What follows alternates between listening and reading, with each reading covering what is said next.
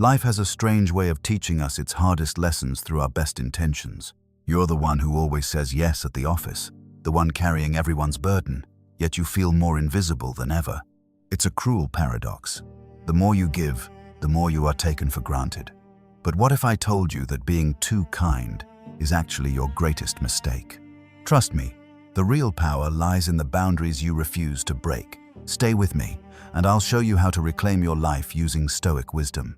We often mistake being nice for being good, but there is a hidden cost to saying yes when your soul is screaming no. It starts small. A colleague asks for a quick favor on a Friday afternoon. A friend leans on you for hours, draining your emotional battery while never offering a hand in return. You do it because you want to be helpful, or so you tell yourself. But look closer. Is it truly love, or is it a deep-seated fear of being the one who lets people down? In our fast-paced, high-stakes world, especially in the competitive landscape of modern professional life, this kindness often morphs into a survival mechanism. We believe that if we become indispensable, if we never cause friction, will Koi Kung be safe? We think that by absorbing everyone else's stress, we can control how they perceive us. But the reality is much darker. When you have no boundaries, you aren't being kind, you're being predictable. And when you are predictable, you become a tool for others to use, rather than a human being to be respected. The truth is, this unconditional kindness is often a shadow. It's a mask for our own insecurity.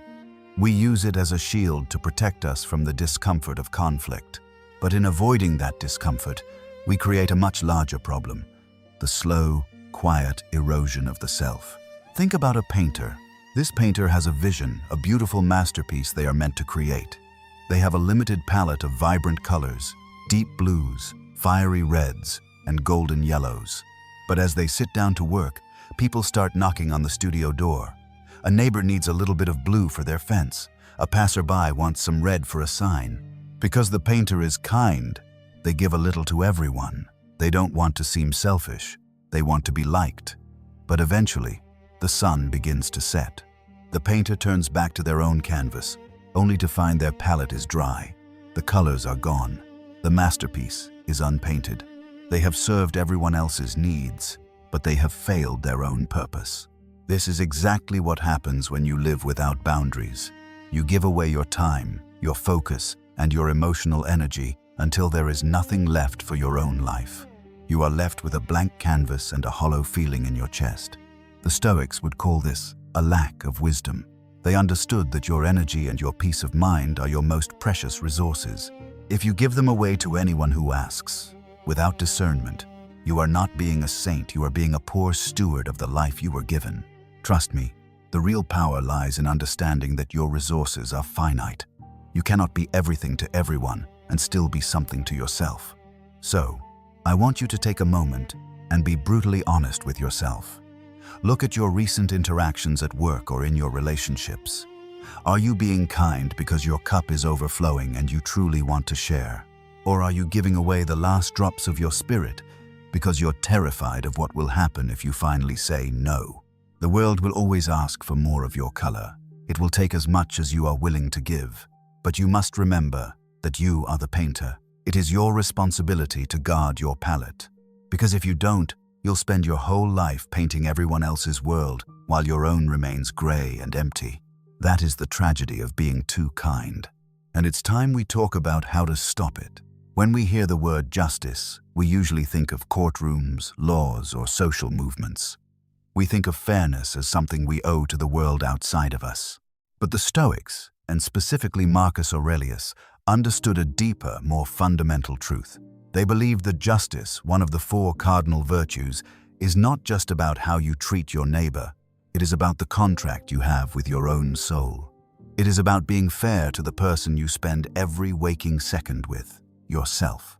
The truth is, most of us are remarkably unjust to ourselves. We have been conditioned to believe that self-sacrifice is the highest form of virtue. We've been told that to be a good person, we must always put the needs, the whims, and even the minor inconveniences of others above our own well-being. But Marcus Aurelius would argue that this isn't kindness. It's a violation of nature. Think about the way you operate in your daily life. perhaps in the high-pressure environment of a modern American office. You stay late to finish someone else's report. You take on extra projects because you don't want to seem difficult. You absorb the stress of a demanding boss, letting their anxiety become your own. In that moment, you might feel like you're being a team player. You might feel like you're being good. But are you being just? Justice is about giving everyone their due, and that everyone includes the human being in the mirror. When you neglect your rest, your mental clarity, and your personal boundaries to appease someone else's lack of planning or their own ego, you are committing an act of internal injustice. You are stealing from your future self the version of you that will be too exhausted to be present for your family, too drained to work on your own dreams, and too resentful to feel any real joy. Marcus Aurelius wrote that, "The soul becomes dyed with the color of its thoughts." If your thoughts are constantly occupied by the fear of disappointing others, your soul becomes dyed with the color of servitude, not virtue. True justice requires balance. It requires the wisdom to know that you have a duty to protect your own inner fortress. If you allow everyone to walk through your gates and trample your garden, you aren't being a good neighbor, you are being a poor steward of the life that was entrusted to you. We often fall into the trap of the martyr complex. We think that the more we suffer, the better we are. But there is no virtue in being a doormat. There is no moral high ground in allowing yourself to be exploited. In fact, by allowing others to treat you poorly without consequence, you are actually doing them a disservice. You are teaching them that their lack of respect is acceptable. You are helping them remain stuck in their own selfishness. That isn't justice, that's enabling. Now, I want you to visualize an old clay pitcher sitting on a table in the middle of a dry village. Everyone comes to that pitcher when they are thirsty. Because the pitcher is kind, it pours and pours and pours. But the pitcher cannot create water out of thin air. It must be refilled by the rain or at the well. If that pitcher never stops pouring, eventually it will be empty. And what happens then? Not only is the pitcher useless to itself, but it can no longer serve the village. This is the reality we must face. You cannot give what you do not have. You cannot offer strength if you are weak. You cannot offer clarity if you are overwhelmed. You cannot offer true, meaningful kindness if your heart is full of quiet resentment. Trust me, the most revolutionary act of justice you can perform today is to start being fair to yourself. It's to realize that your time, your energy, and your peace are not commodities for the world to harvest at will. They are sacred. That leads us to the most important punchline of this lesson. You cannot pour from an empty pitcher. So, ask yourself, what are you doing today to refill your well? Because until you are just to yourself, you can never truly be just to the world. Now that we understand why we must be fair to ourselves, how do we actually tell the difference between helping and being used? Let's move to the next lesson. But how do you know when to stop? How do you distinguish between a genuine act of kindness and a slow spiral into being exploited? The answer lies in the second cardinal virtue of the Stoics, wisdom. In the Stoic tradition, wisdom isn't just about knowing facts or reading books. It is the art of discernment. It is the ability to see things as they truly are, not as we wish them to be. To master this, you must understand a concept that can quite literally save your life: the dichotomy of control. This was the cornerstone of Epictetus's teachings. He argued that the most important task in life is to simply categorize things into two piles: what is up to us and what is not. When you are too kind, you are usually trying to control things in the second pile. You are trying to control how people feel about you, how they react to your presence, or whether they think you are a good person. The truth is, you have zero control over their perception. You can be the kindest, most selfless person in the world, and someone will still find a reason to resent you. When you obsess over their reaction, you lose your power. You begin to grasp at things that were never meant to be held. Think about a farmer who goes out to his field in the spring. He has a bag of high-quality seeds. The farmer's power is clear. He can choose which seeds to plant, he can prepare the soil, and he can ensure they are buried at the right depth. That is what is up to him. But once those seeds are in the ground, his control ends. He cannot force the rain to fall. He cannot command the sun to shine. He cannot stop the locusts or the frost. Now, Imagine if that farmer spent his nights standing in the middle of the field, screaming at the clouds, begging the sky to be fair, and crying because the weather didn't respect his hard work. We would call that farmer a fool. We would say he is wasting the very energy he needs to tend to his next crop. You are that farmer. Your kindness, your time, and your effort are your seeds. When you give them to someone, you have done your part. That is your boundary. Whether that person appreciates you, whether they reciprocate, or whether they come back for more without offering anything in return, that is the weather.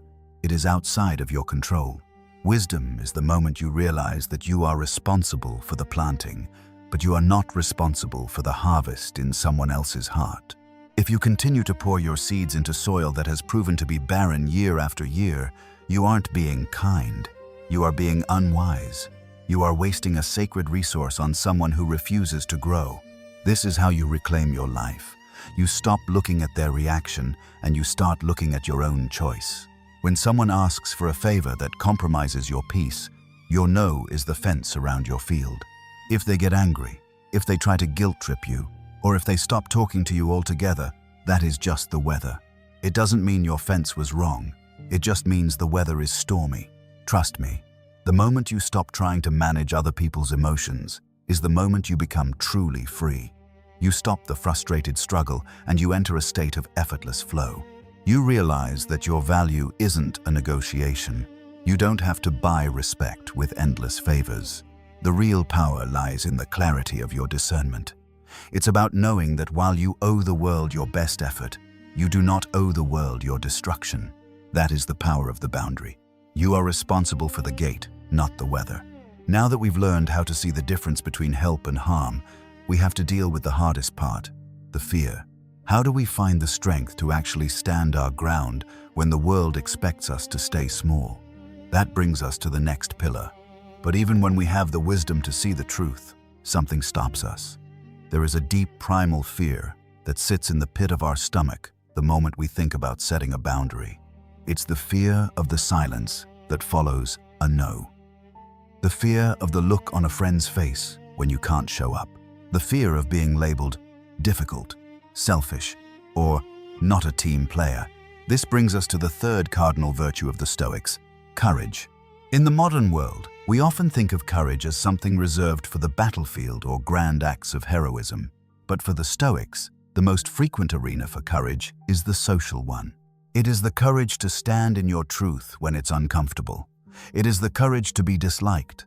Seneca once said, "He is a king who fears nothing. He is a king who desires nothing." When you are desperately chasing the approval of others, you are not a king, you are a subject. You have handed over the keys to your internal kingdom to anyone who happens to walk by. To reclaim your power, you must develop the stomach for the discomfort of being the villain in someone else's story. Think about a grandmaster playing a high-stakes game of chess. To a beginner, every piece feels precious. They cling to every pawn, terrified of losing anything. And because they are so focused on protecting the small things, they eventually lose the king. But the grandmaster understands the concept of sacrifice. They know that in order to protect the king, the most essential piece on the board, they must be willing to let go of the pawns. In the game of your life, the king is your integrity. It is your mental health, your purpose, and your character. The pawns are the temporary opinions of others. They are the likes, the casual praise, and the comfort of being seen as easygoing. If you try to save every pawn, if you try to make sure every person in your life is happy with you 100% of the time, you will eventually sacrifice your king. You will lose yourself. Real courage is being the chess player who says, "I am willing to lose your temporary approval to save my permanent peace." Let's put this into a real-world context. Imagine you are in a boardroom in the heart of New York City. The meeting has already gone late. The air is thick with the scent of coffee and stress.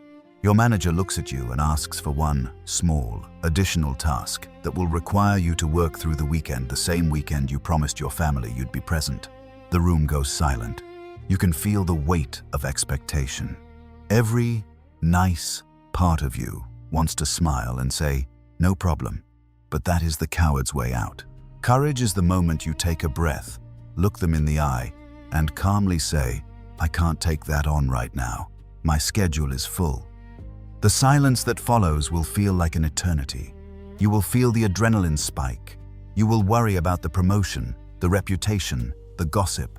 But in that silence, something incredible happens. You have just reclaimed a piece of your soul. You have demonstrated that your time is not a public utility. Trust me, being called difficult by people who can no longer use you is not an insult. It is a badge of honor. It is a sign that you have finally set a price on your presence. The truth is, people who respect themselves don't mind when others have boundaries. It is only those who benefited from your lack of boundaries who will complain. So, how do we practice this? Start small. Practice being the one who disagrees in a casual conversation. Practice saying no to a social invite without giving a long, rambling excuse. Sit with the discomfort. Don't try to fix the other person's reaction. Just breathe and realize that you are still okay, even if they are unhappy. The real power lies in the realization that you don't need everyone to like you to live a virtuous life. In fact, if you are liked by everyone, you are likely standing for nothing. Now that we have the courage to stand our ground, we need to talk about the how. How do we actually communicate these boundaries without becoming the very thing we hate? How do we find the balance between being a brick wall and being a doormat? That leads us to the final pillar. So, how do we actually practice this in the real world? How do we build these rangers without becoming cold or indifferent? This brings us to the fourth cardinal virtue, temperance. In the Stoic tradition, temperance is the art of self-regulation. It is the ability to find the middle ground between being a doormat and being a brick wall. It's about being firm in your principles while remaining calm in your delivery. Think of it as building a Stoic wall around your life. A well-built wall isn't aggressive. It doesn't move toward people to hurt them. It simply stands its ground. It defines where one space ends and another begins. When you practice temperance, you aren't being mean, you are being clear. And as the saying goes, clarity is kindness. Let's look at how this looks in your day-to-day life. Starting with the workplace. We've all been there. A manager drops a massive project on your desk at 4 p.m. on a Thursday, expecting it by Friday morning. Your instinct, the too kind part of you, wants to say, "I'll make it happen," while your heart begins to spiral into stress. The real power lies in a temperate response. You don't need to be rude or defensive. You simply provide the truth. "I understand. This is a priority, but my current capacity is full. If I take this on, the quality of my other projects will suffer. Which of my current tasks should I deprioritize to make room for this?" This isn't a refusal to work. It's an invitation to reality. You are forcing them to respect the laws of physics and time. You are setting a boundary with the calm authority of someone who knows their own value. Now, let's talk about your personal life. We all have that one friend, the one who only calls when they need a favor, a ride, or an emotional dumping ground. For years, you've been the nice friend who always picks up. But notice the cost. Notice how you feel after those calls. Drained, resentful, and used. Temperance allows you to reclaim that energy. The next time they call with an urgent crisis that isn't yours to solve, try this. "I hear that you're going through a lot, but I don't have the emotional bandwidth to help with this right now. Let's catch up when things are calmer." The truth is, you don't owe anyone an explanation for your boundaries. No is a complete sentence. When you feel the need to explain, justify, or apologize for your limits, you are signaling that your boundaries are up for negotiation. They are not. Your time and peace of mind are not spare resources, they are the foundation of your life. Here is the formula for a temperate boundary. State the limit clearly, offer no apology, and stay calm. If they push back, you don't escalate. You simply repeat the limit. "I understand you're frustrated, but my answer remains the same." This is how you train people how to treat you. It might feel uncomfortable at first, like lifting a heavy weight, but trust me, this is how you build the muscle of self-respect. You aren't being difficult. You are being a steward of your own soul. You are protecting the garden so that you actually have something worth sharing when the right people come along. But I want to remind you of something important. Setting these boundaries isn't just about what you lose, it's about what you gain. In the next section, we're going to talk about the incredible transformation that happens when you finally stop chasing approval and start living with true intent. If you think life is a struggle now, wait until you see how it looks when you start moving with the flow of your own power. We're almost there, and the final shift is the one that changes everything. Now, I want you to take a moment and step into a new vision of your future. Imagine waking up and knowing exactly where your energy is going. Imagine walking into your office or into a family gathering and feeling a sense of weightless authority. You are no longer scanning the room, wondering who is going to ask you for a favor you can't fulfill. You are no longer bracing yourself for the guilt of 1,000 small obligations. For a long time, you have lived in a state of frustrated struggle. You thought that by being everything to everyone, you were building a bridge to safety and respect. But as we've discussed, that bridge was made of sand. It crumbled every time someone took more than you could give. But look at what happens when you finally plant your feet. Look at what happens when you build that Stoic wall of temperance and clarity. The first thing you will notice is a strange shift in the atmosphere. The people who used to treat your time like a public commodity, something they could just take without asking, will suddenly pull back. Some might be angry, yes. Some might call you different or difficult. But watch the others. Watch the people who actually matter. They will start to treat your presence with a new level of respect. The truth is, when you are a people pleaser, your kindness is cheap. It has no market value because it's always available, no matter how poorly you are treated. It's like a tap that's been left running for years. People stop noticing the water until it's gone. But when you start being selective, your kindness becomes a precious resource. It becomes sincere. When you say yes to someone now, they know it's because you actually want to be there, not because you're afraid to say no. That yes carries weight. It carries character. It carries the power of your entire soul. You move from being the default choice, the person people call because they know you won't refuse, to being a trusted partner. People don't bring their trivial drama to a person with boundaries. They bring their respect. They bring their best selves because they know you expect nothing less. You are no longer the dumping ground for other people's stress. You are the fortress of your own peace. This is the effortless flow. It's the state where you are no longer fighting against reality, trying to force everyone to like you. You've accepted that some won't, and in that acceptance, you've found a confidence that is unshakable. You are no longer grasping at the shadows of approval. Instead, you are standing in the light of your own integrity. The real power lies in the fact that your energy is finally your own. You have reclaimed the colors of your palette, and now, for the first time, you have enough blue, red, and gold to actually paint your own masterpiece. You can be truly kind to your family because you aren't resentful of your boss. You can be truly generous to your community because you aren't exhausted by your neighbors. The Stoics knew that a life of virtue is a life of focus. By narrowing the circle of your concerns, you increase the power of your impact. This isn't about becoming a hermit or a cynic.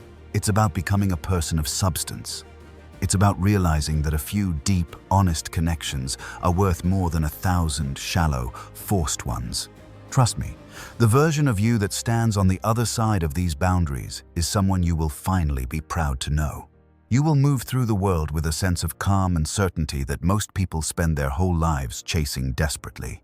But we have one final step to take. We've built the wall, we've found the courage, and we've seen the vision. Now, we need to bring it all together into a final philosophy for living. Because as Marcus Aurelius reminded us, it's not enough to talk about what a good man should be, you must be one. Let's wrap this up and look at the core truth that ties everything together. We have traveled a long path today.